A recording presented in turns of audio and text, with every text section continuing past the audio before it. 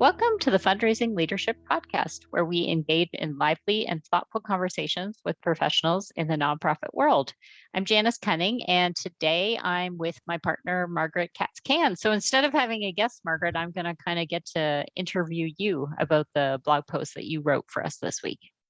Okay, I'm excited. It's a little different, Janice. Exactly, instead of We're co-hosting. we're mixing it up. I know. Yeah, but you shared what I sort of am positioning as like a more personal post, right? Like sometimes you write about more like fundraising topics, and often you share personal things. But this was probably a little bit more personal, and it's entitled "What Happened When I Cracked My Rose-Tinted Glasses," which is a very intriguing title. So tell us a little bit more about what inspired you to share this post. Um, yeah, well, I think I think probably what inspired me to write this post was just a couple of relationships in my life that just kept causing me, you know how they say the definition of insanity is doing the same thing over and over again. And there were just some relationships that I kept coming at hoping somebody would show up differently, and at some point just getting like, no, no, that's the rose tinted glasses, other people, I can't count on them to change. And so it was just really my own meandering about accepting other humans exactly as they are, which doesn't mean that you have to like all the parts. Mm. Yeah, So, yeah. Yeah, and I've seen you, in many ways go on this journey the past few years to get like more focused and stronger in this area. And one way, I know you've done it in many ways, is to well, for all of the fundraising leadership team, one thing we stepped into is Shirzad Shamin's work on saboteurs. And you make an interesting link to the pleaser saboteurs. So first of all, let's explain what saboteurs are. And then let's talk about how that one is pretty much like one of the more common ones that we see in the nonprofit world. yeah, the pleasers we're everywhere in the nonprofit world. I don't think that's just I don't think it's a coincidence. But talking a little bit about saboteurs, these are, it's a construct that Shirzad came up with, and it really talks about, each of us developed certain adaptive behaviors when we were kids, and they were really brilliant for many of us to adapt and be accepted in our families, or if we were having a tough situation at school, or whatever was scary or felt unsafe. And there are 9 accomplice saboteurs, and they're sort of all archetypes. And then there's one that Shirzad says we all have, and that's our judge. But the pleaser is, it's when you do nice things to people, with people, for people, because you believe that they're going to like you better. And I came by it honestly, for sure, as a kid. Yeah. And I think that's, what's tricky. And we all work a lot with saboteurs with our clients on the team. And what I find is tricky about people understanding them is the behavior can be a positive thing. It's really the like we've turned the volume up too loud on it, right? So it's not like we're saying don't do nice things or don't be helpful, because like you said, if you work in the nonprofit sector, that's a strength, that you would bring to your job. That it really becomes it sabotages, becomes a saboteur when it's like I don't feel worthy of someone's, respect or friendship or, whatever, unless I'm doing those things to them, right? When you agree, like Yeah. it's like I've the volume's at a 12, Yeah, out of 10. It's a 12 out of 10. Yes. People are very much so, especially when they first meet their saboteurs. And I think probably the most common saboteur that perplexes people would be the hyperachiever, because for many people they just can't even fathom like how bad, right? Like I'm a hyperachiever, right? Like that's how it got where it got. Um, and pleaser is certainly another one where people, yes, they have a hard time imagining. And maybe my best way that I have to describe it is if I do something nice for somebody because it's nice and it's an act freely given, I don't think that's saboteur. But if there's an energy of it as you say, because I don't believe that they're going to love me any other way. Hmm. And I think, for hyperachiever, when they can't stop, achieving because they don't love themselves if they don't, get whatever prize it is that they set out for. So there's kind of an orientation or an energetic thing behind a behavior, I feel like, that sometimes can help us differentiate between, it's a pretty saboteur driven space to be operating from. Yeah. Yeah. So, And yeah, you're right. I like thinking about it as energy because it's like if you do something to be helpful at work, let's say like you pitch in because your teammate, has a big project and you have a little bit of time, that would be energizing. You would feel good about that, right? I really right. stepped up and helped. But if you're doing that to the detriment, let's say, of like spending time with yourself or friends or family, or your own work is suffering, because you feel like you have to do that, that's when I think it's not easy sometimes to know, right? But these are some of the signals, is like, I'm paying a price for this, or I feel burdened, I feel tired when I think about it, as opposed to I do feel energized by it. Yeah, I love that. Yes, I feel tired, or I feel resentful is often, where I think where we end up, and that's a day late and a dollar short, right? Because you don't get resentful until later in the process, but that's Yeah. that's sometimes a way to learn backwards, like, oh, that was not meant to be a yes. That really should have been Yes. a no. Yeah. Yeah. Yeah, And for me, so it's interesting because I really resonated with what you wrote, but I come from it. I'm coming from a very different saboteur. So one of yeah. my What's top, your saboteur? it's avoider, which I gotta say, like, when I first did it, I was like, what does that mean? Because I don't like, I was thinking like more procrastinating, which I'm not actually a big procrastinator, but avoider is, and I'm paraphrasing, but Shirzad talks about it more as being avoiding the negative, like over focusing on the positive, and kind of being unwilling to maybe have challenging conversations, or do something because there's some edge to it, right? And that when I read it, I was like, oh yeah, guilty as charged. Yeah.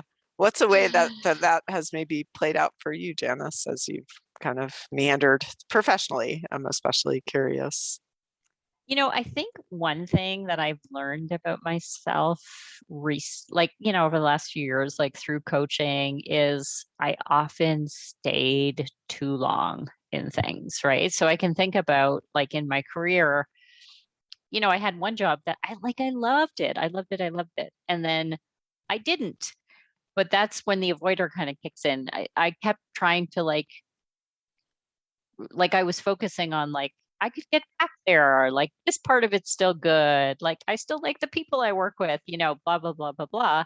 And I wasn't willing, like it's not even like I had to have a conversation with somebody at that point. I only had to have a conversation with myself, right? But so like I think I was avoiding even admitting to myself, that a change was needed.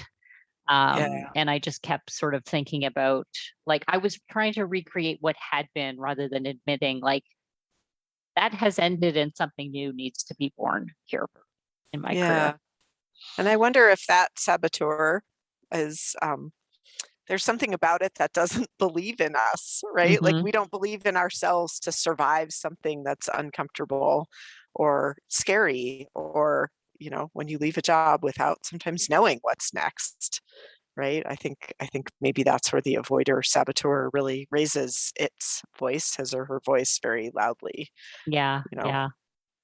Because you said something about kind of taking the best 10 seconds of somebody, and making that like as if that's the person. And now that I think about it, it was almost like for me, because things had been so good, I was still like living in the fantasy. Like I could have that again, right? Rather than sort of looking at the whole. But I think that's a really interesting part of what you wrote too, like especially at work, right? Like where kind of I think sometimes fundraisers with colleagues, but also with donors, kind of explain away or put up with like a lot of Yeah. Yeah, I think life is complicated. Jobs are not just one thing. People aren't just one thing. I mean, I think for most of us, if we were working in a job where our boss was chasing us around our desk trying to paw at us, right? Like we would leave. I mean, that's a pretty obvious. When people are truly unrequited jerks, right? Like it's pretty easy to not be in relationship with them. But I don't think too many people are that black and white. And so, yeah, for me, the some of the people in my life who have been really hard are also, brilliant and charming and love me, or yeah, there's a lot of gray in that. And yeah, I think the 10 seconds, that's it. What was brilliant? What did I love about this person? And I think both probably the avoider and the pleaser have us just hold on to that almost. Yeah, it's like living from a place of fantasy Yeah. Yeah. about what was. Yeah, I Yes. love how you What said was, that. what could be, yeah. Right, maybe Yeah. they'll be nice again. Yeah. Yeah. Yeah, But I like what you're saying. It's like very nuanced because like you're saying, like for many of us, if circumstances allow, we would choose to leave. I mean, I've done that too. Like I have chose to leave jobs where it's like it's not good for me, like mentally and emotionally and spiritually, this is not a good fit for me. But in that other thing I was talking about, it was very nuanced. It wasn't clear, and that's when it can really be difficult. And I mean, that's the interesting thing too about saboteurs, right? Is like they crop up more loudly when we're stressed, like yeah, I love, and it's a very convincing perspective, right? I mean, in some ways, the idea of the rose-tinted glasses is powerful because I think all of our saboteurs, not always rose-colored, but they put glasses on, so that's the lens that we're looking through, and it's so hard sometimes to remember that there's a different perspective. mhm, That we have choice. We can stand someplace different. yeah, But yeah.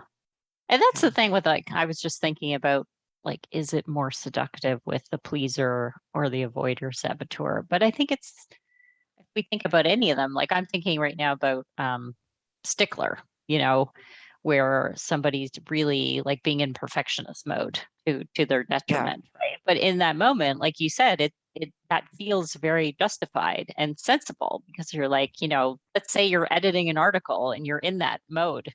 It's like, but this is going to go out in the world and represent me and it has to be perfect. And like, yeah, it is, they are very tricky and seductive.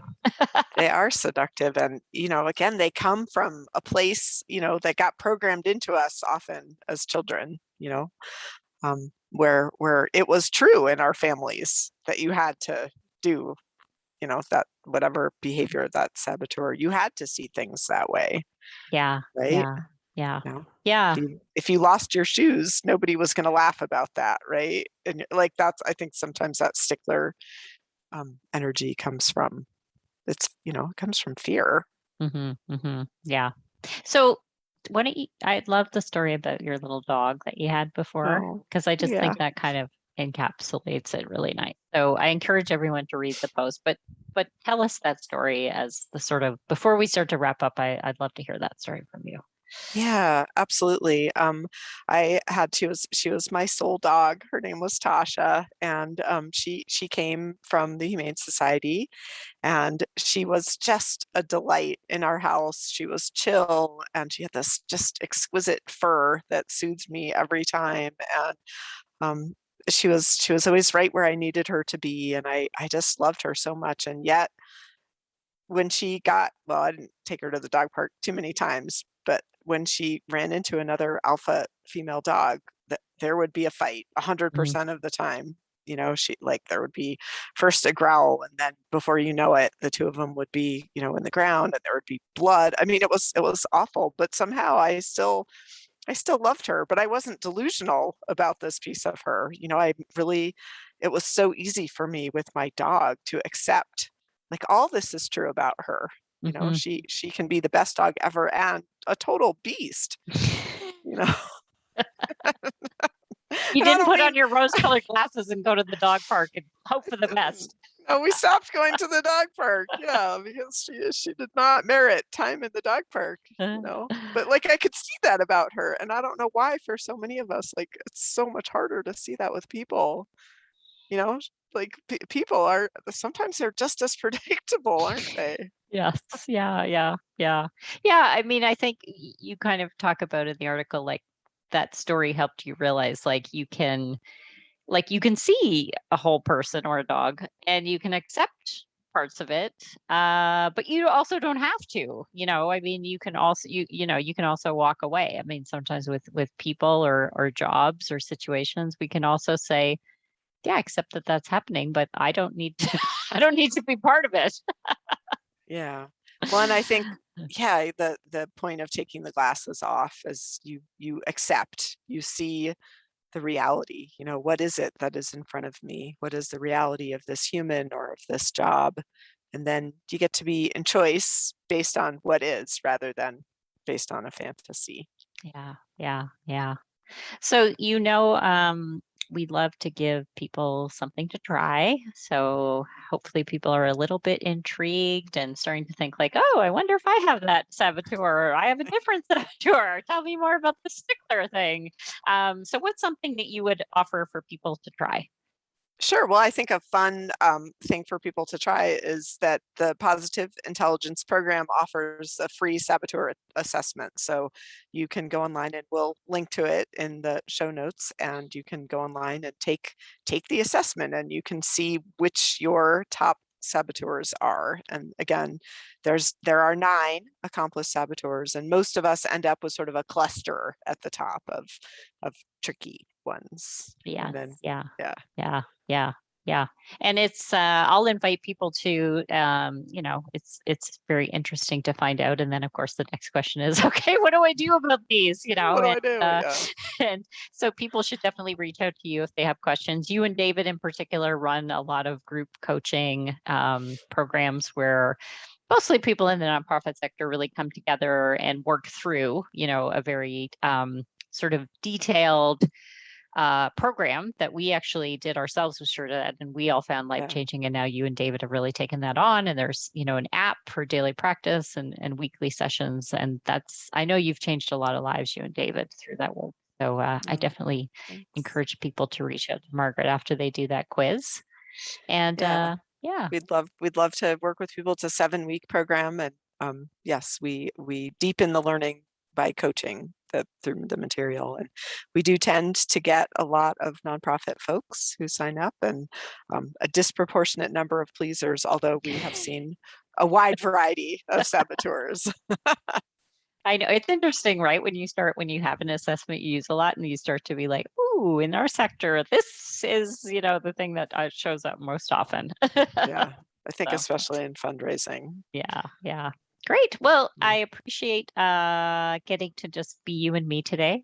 As you said, Yeah. it was something different and fun. And we also love to give people here's a bonus free resource because the quiz is already free, but something from us at Fundraising Leadership is a tip sheet on identifying your core values. And that dovetails nicely with the idea of saboteurs, because one way to kind of use your superpowers to overcome your saboteurs is actually really to get more grounded in your values and be living your values more often. So we will link to that as well in the show notes. And we're going to invite you to go and check out that quiz and put it into practice. This podcast is brought to you by Fundraising Leadership. We provide unique coaching and training programs that powerfully transform how you work in order to get results. Please subscribe if you haven't already. You can find us wherever you listen to podcasts. And if you're enjoying the show, you can help us continue to bring thoughtful content with a monthly or annual contribution. This supports our production costs and keeps the show ad-free. Make a contribution today using the link in the show notes. Now, go put it into practice.